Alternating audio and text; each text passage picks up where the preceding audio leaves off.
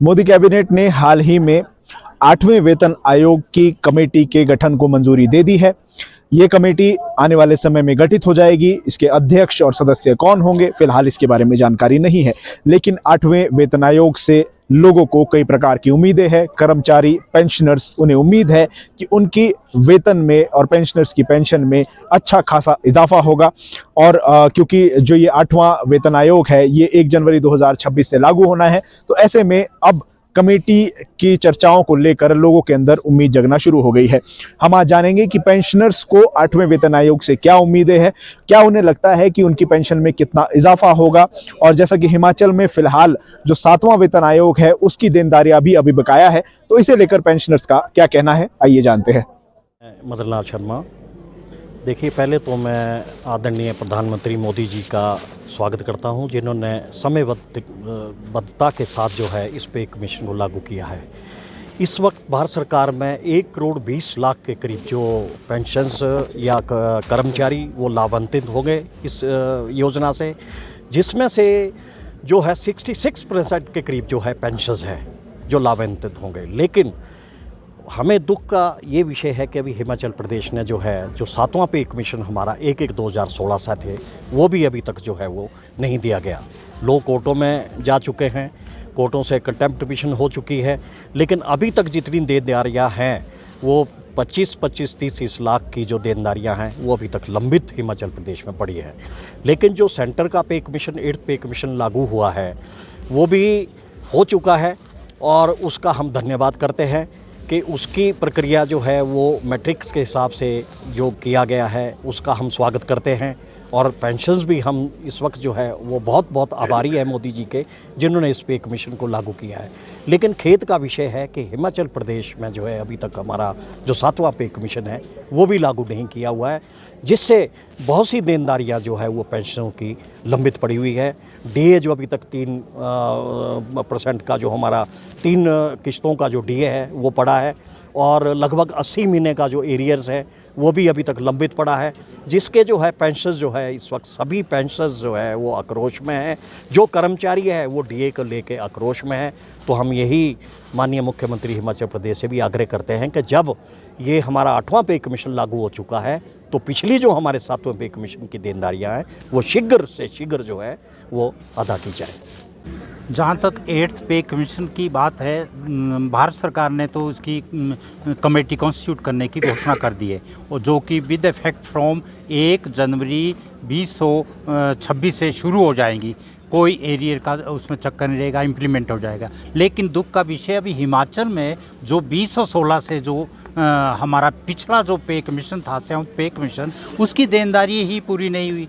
चाहे पेंशनर हो चाहे कर्मचारी हो, 10 सालों में वो देनदारी ही पूरी नहीं हुई। अगला पे कमीशन भी भारत सरकार ने बैठा दिया है। तो हम प्रदेश सरकार से तो ये अनुरोध करेंगे कि कम से कम 2016 के स्केल की देनदारियों को तुरंत पूरा किया जाए, ताकि इसमें तो बहुत सारे ऐसे पेंशनर्स भी हैं जो स्वर्ग सिधार गए हैं, इसका बेनिफिट नहीं ले पाए हैं। और जो अब इनका जो नए स्केल में फार्मूला आएगा, उस फार्मूले से तो नज़र आता है कि और इतनी ज़्यादा देनदारियाँ होगी जो इनको चुकाना मुश्किल हो जाएगा। इसलिए हमारा निवेदन है कि पिछले स्केल की जो है ये देनदारियाँ चुकता करें।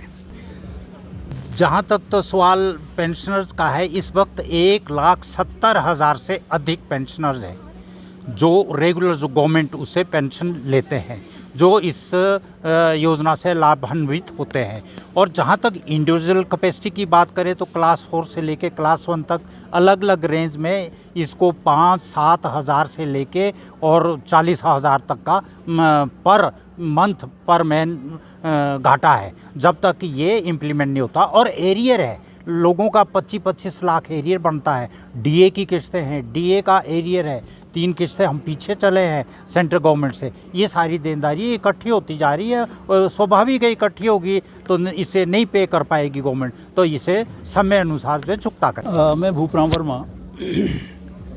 सबसे पहले तो मैं केंद्रीय सरकार का, आदरणीय मोदी जी का धन्यवाद करना चाहूँगा कि उन्होंने समयबद्ध तरीके से, जैसे 10 साल के बाद कमीशन बैठता है, बहुत पहले से उस परंपरा को उन्होंने टाइमली जो कॉन्स्टिट्यूट की है कमेटी, जिसमें चेयरमैन और 2 मेंबर लगने हैं, उसका बहुत बहुत स्वागत है।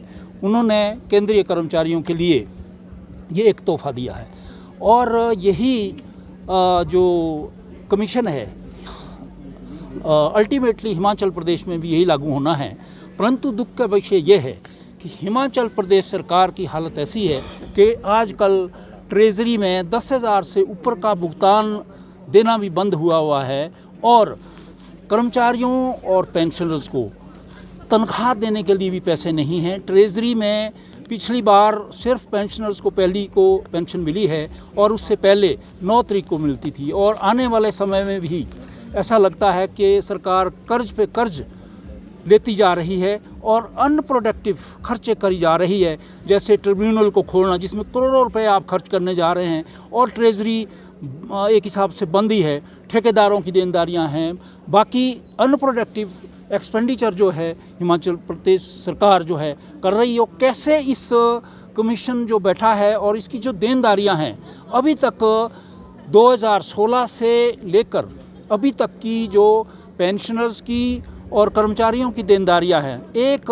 पेंशनर्स की 20-20 लाख रुपया देनदारी है और काफ़ी लोग कोर्ट में गए हैं। हाई कोर्ट के डिसीजन के बाद भी 6% का इंटरेस्ट के हिसाब से निर्णय होने के बाद भी सरकार के ऊपर कंटेम्प्ट भी लगी है। चीफ सेक्रेटरी के ऊपर, फाइनेंस सेक्रेटरी के ऊपर कंटेम्प्ट पिटिशन लोगों ने कर रखी है और काफ़ी लोग स्वर्ग भी सुधार गए हैं और अभी तक जो है सरकार देनदारियाँ पूरी नहीं कर पा रही है। जो कमिटेड लाइबिलिटी होती है, बजट में स्पेसिफिक प्रोविज़न था, पर बजट के स्पेसिफिक प्रोविज़न होने के बाद भी हिमाचल प्रदेश सरकार अपने कर्मचारी और पेंशनों को वित्तीय लाभ देने में असमर्थ रही है। वो कैसे कमीशन जो बैठा है और आगे इसको कैसे इम्प्लीमेंट करनी बड़ा मुश्किल है।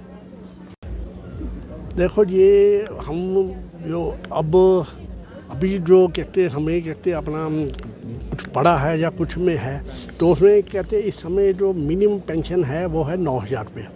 तो जब नया अपना जो 8वां पे कमीशन आएगा तो जो पेंशन है लगभग 25,800 के करीब हो जाएगी और जो उसी के ढंग से ये जो अपना सैलरी है जो मिनिमम है वो कह रहे 18,000 है, उससे 34,000 हो जाएगी और जो कैबिनेट सेक्रेटरीज हैं उनकी 2.5 लाख हैं और उनकी 4,80,000 के करीब हो जाएगी।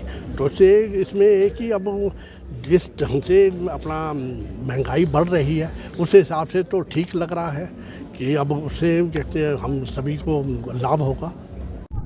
8वें वेतन आयोग से पेंशनर्स को कई प्रकार की उम्मीदें हैं। ये रिटायर्ड कर्मचारी है जो पहले हिमाचल प्रदेश के विभिन्न विभागों में सेवाएं दे चुके हैं, अब पेंशनर्स है और अच्छी खासी पेंशन भी इन्हें मिलती है। इन्हें 8वें वेतन आयोग से उम्मीदें है कि इनकी पेंशन में अच्छा खासा इजाफा होगा, लेकिन वहीं दूसरी ओर दुख भी है कि हिमाचल प्रदेश में फिलहाल अभी जो है 7वें वेतन आयोग की देनदारियां भी बकाया है।